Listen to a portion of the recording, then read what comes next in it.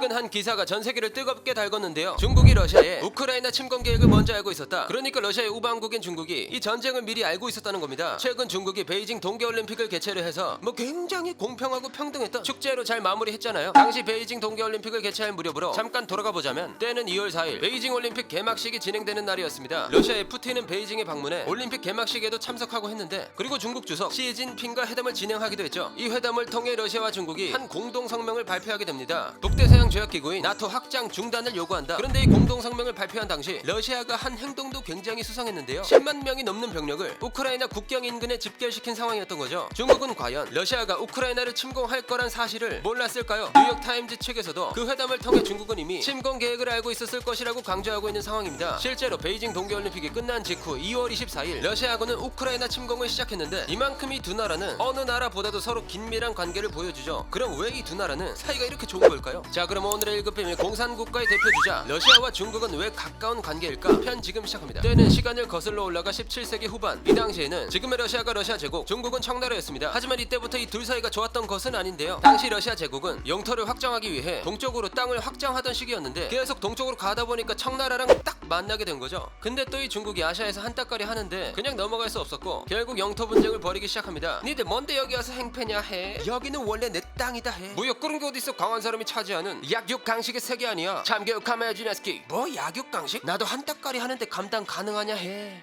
그건 좀. 야, 그러면 우리 둘 다 강한 거 인정하고 좀 친하게 지내보는 건 어떠냐 스키. 오케이, 하긴. 그렇게 영토 분쟁을 중요하게 생각하지 않던 두 나라는 1689년 네르친스크 조약을 시작으로 타요타 조약, 브라 조약을 통해 국경을 구분하게 되는데요. 하지만 이후 중국을 뒤집어 놓을 한 사건이 발생합니다. 바로 아편 전쟁. 이 전쟁으로 청나라가 서구 세력에게 인생은 실전이다 라는 교훈을 얻게 되죠. 영국, 프랑스, 미국한테 두드려 맞으면서 불평등 조약에 서명을 하게 된 건데, 심지어 이전 조약을 맺었던 러시아 제국한테도 땅을 빼앗기게 되는데, 이때 청나라와 러시아 제국이 맺은 조약이 바로 아이훈 조약이죠. 게다가 이뿐만 아니라 이리 조약, 마간 조약, 북경 천진 조약 같은 불평등 조약에 울며 겨자 먹기로 서명을 하게 되고, 이 결과로 청나라는 러시아 제국에게 어마어마한 땅을 빼앗기게 됩니다. 이후 러시아 제국은 전제 군주제, 그러니까 군주가 절대적인 권력을 가진 사회에 대항하기 시작하는데, 이로 인해 볼셰비키 혁명 세력들에 의해 혁명이 일어났고 결국 소비에트 공화국, 즉 소련이 탄생하게 됩니다. 근데 이 볼셰비키 세력들이 러시아를 공산주의로 만들고 나니까 조금 아쉬운 거야. 결국 주변 국가들을 넘어 전 세계를 공산주의로 만들려는 국제 공산 혁명을 주도하게 되는데요. 그렇게 어디 공산화 시킬 나라 없나 슥 한번 훑어보니까 저기 수많은 인민들이 있는 중국이 보인 거죠. 좋아, 뭐 첫 번째 타겟은 중국으로 설정했어. 그럼 러시아는 중국을 자기 편으로 꼬셔야 되잖아요. 그런데 이전에 아편 전쟁 때 땅을 그렇게 뺏었는데 사이가 좋겠냐고. 그래서 이 인민들을 러시아 편으로 만들기 위해 한 선언을 발표하게 됩니다. 바로 카라 한 선언. 인민스크드. 내가 지금까지 너네한테 너무 강압적으로 조약을 맺었던 것 같다 스키. 정말 미안하다 스키. 이제 와서 갑자기 왜 그러냐 해. 어색하다 해. 미안한 감정을 담아 지금까지 너네한테 뺏었던 거 다 돌려준다 스키.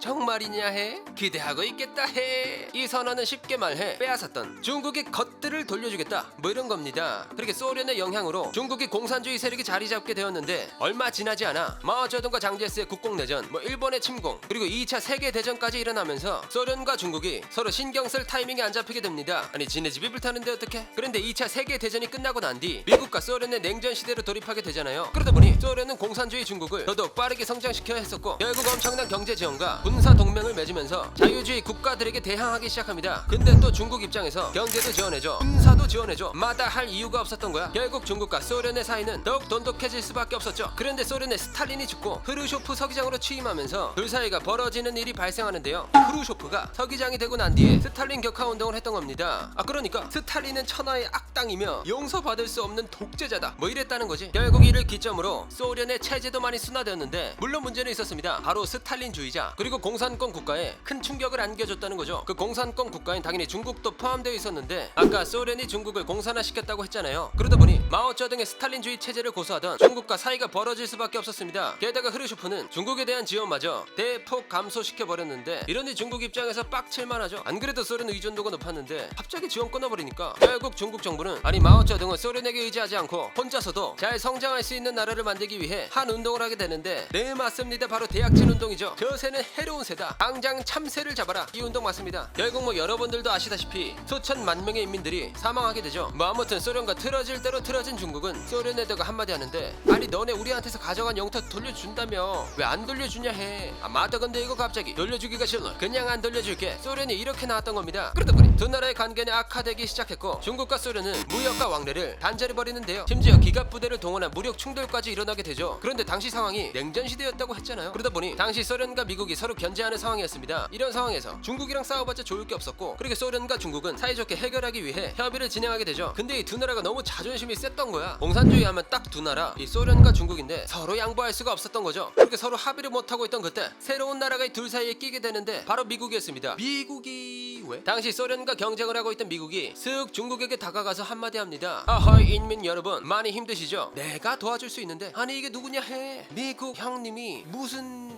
일이냐 해. 우리 한 번도 교류한 적이 없었잖아. 이제 좀 친하게 지내보자 우리. 호호. 그래도 뭐 이렇게 직접 찾아왔는데 알겠다 해. 미국은 중국과 외교를 하면서 소련을 국제적으로 고립시키려고 했던 거죠. 그렇게 미국의 개입으로 소련과 중국은 서로 완전히 등을 돌리나 싶었는데 1980년대에 들어서면서 흐름이 바뀌기 시작합니다. 그게 당시 중국은 덩샤오핑으로, 소련은 고르바초프로 정권 교체가 되면서 그렇게 된 건데, 두 정상 모두 소련과 중국의 사이가 정상화되기를 원했죠. 그렇게 시간이 흘러 2005년 6월 소련의 붕괴 이후 러시아와 중국은 결국 협정을 통해 국경 문제가 해결됩니다. 이후 러시아와 중국은 서로 협력하는 관계가 된 거죠. 그런 상황에서 중국이 매년 10%에 미친 성장을 이뤄내면서 2010년 일본을 제치고 세계 2위의 경제 대국으로 등극하게 됩니다. 이후 중국은 미국에게 강대국임을 인정받기 위한 하나의 제시를 하는데, 바로 신형 대국 관계. 쉽게 말해 미국과 중국은 세계 최고의 강대국이니까 서로 싸우지 말고 협력하자, 이 말입니다. 그냥 한마디로 미국한테 도전해보겠다 이거죠. 이런 상황에서 2000년대 러시아는 푸틴의 집권 이후 소련의 영향력을 되찾기 위해 기회를 보고 있었습니다. 러시아 천연가스 회사 가스프롬에서 나오는 에너지 자원을 국유 재산으로 전환해서 유럽 국가들이 러시아의 의존도를 높이게 만들었죠. 그렇게 푸틴은 에너지를 외교적 압박 수단으로 활용했고, 크림반도를 침공하면서 러시아가 과거 소련만큼의 영향을 줄 수 있다는 것을 국제사회에 각인시킵니다. 이렇게 러시아와 중국은 무서운 속도로 성장을 하게 되었는데, 이 두 나라는 공통적으로 한 가지 불만을 품고 있었습니다. 야, 중국과 미국 혼자 센 척하는 거 좀 불편하지 않냐? 우리도 강대국인데 안 그래? 그건 맞지. 그리고 미국 놈들 민주주의 강요하는 거 레알 개화남? 이건 주권 침해지. 이렇게 국제적인 사회에서 둘이 손잡고 불만을 표출하게 되죠. 게다가 나토와 같은 서방 세력들을 혼자서 견제하기보단 함께 견제하는 게 더 용이하다 보니 이 둘의 관계는 돈독해질 수밖에 없죠. 실제로 이후로도 러시아와 중국의 관계는 좋게 이어져 왔는데요. 특히 미국 트럼프 행정부 이후 중국과 미국의 대결 양상이 격해지자 러시아에 대한 선호가 더 강해졌습니다. 게다가 중국인들을 대상으로 한 조사 역시 중러 관계를 가장 중요한 국제 관계로 꼽았죠. 아니, 이렇게만 보면 서로 죽고 못 사는 나라 같잖아요. 그런데 이 두 나라가 서로 협력하고 하는 관계로 보이지만 사실 뜯어보면 마냥 서로를 위해 협력하는 그런 관계는 아닌데요. 사실 이 두 나라는 암묵적인 라이벌 관계라고 보는 게 더 적합한 것 같죠. 그리고 최근 러시아가 우크라이나를 침공함에 따라 중국은 다른 국가들과는 조금은 다른 반응을 보이기도 했습니다. 러시아가 우크라이나를 침공한 직후 중국 측에서는 이런 말을 했는데, 각국의 자제와 외교적인 노력이 필요한 것 같다. 그리고 대만하고 우크라이나랑 비교하시는데 대만은 원래 중국의 일부입니다.